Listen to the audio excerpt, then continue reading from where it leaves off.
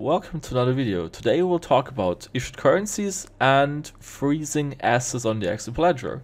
So the first thing I want to clear up here is I just recently read on Twitter again a thread where somebody was convinced, yes, Ripple is able to freeze XRP and strange accusations like that, and that is simply not true.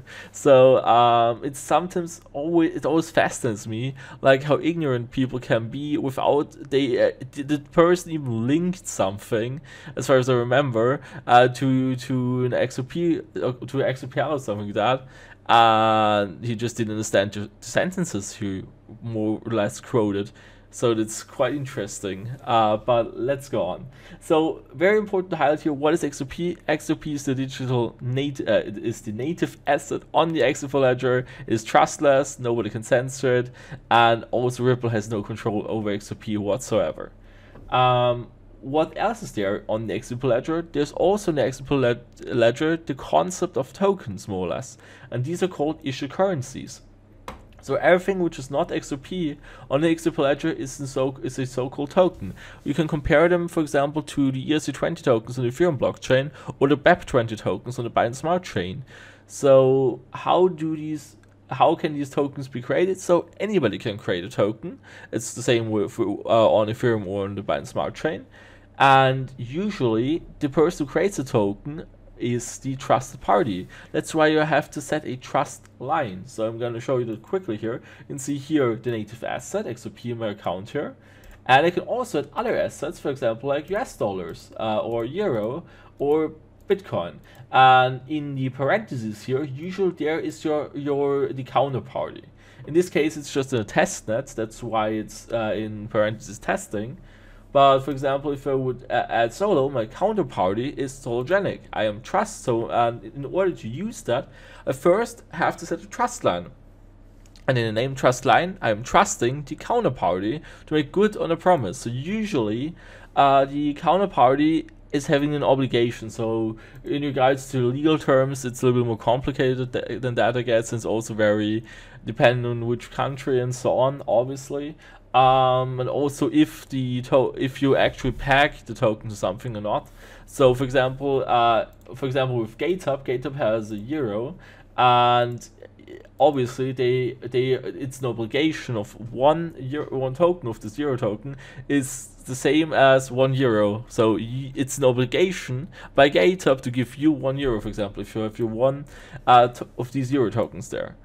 The thing is that obviously you already have a centralized party which you have to trust there with each asset, because the issuer is the party you're trusting.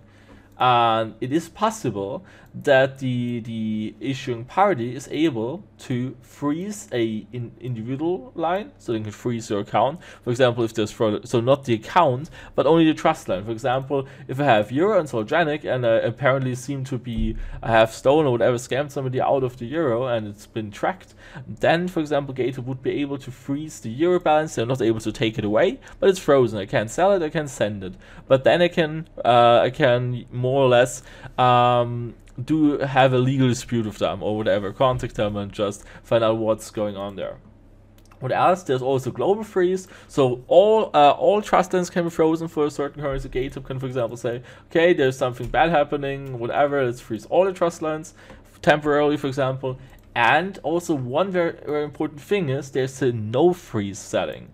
So a party, so the trusting party more or less, so the issuer of the token can also give up the ability to freeze trust lines at all. So if you want, for example, so they can also market it in that way, but if somebody creates a token, they can also say, nope, I don't ever want to be able to freeze it, and it will never be able to regain that ability.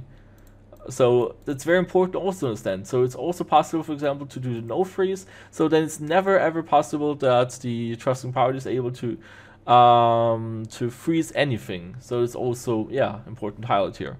But these are all the information you need regarding freezing, so please just know. And so the key takeaways are: XRP, native asset on the XRP ledger, cannot be frozen, cannot be censored, is no control per Ripple, they can't do anything with it. Ripple is just a participant, they also have their XRP on their own accounts. Okay, good. We've got that far. Then we've got issue currencies, for example, Sologenic, the euros or whatever, gold, and so on, and you have a counterparty. So usually it's about obligations. So usually, when you, for example, at the BTC, GateHub is giving you their IOU more or less, and so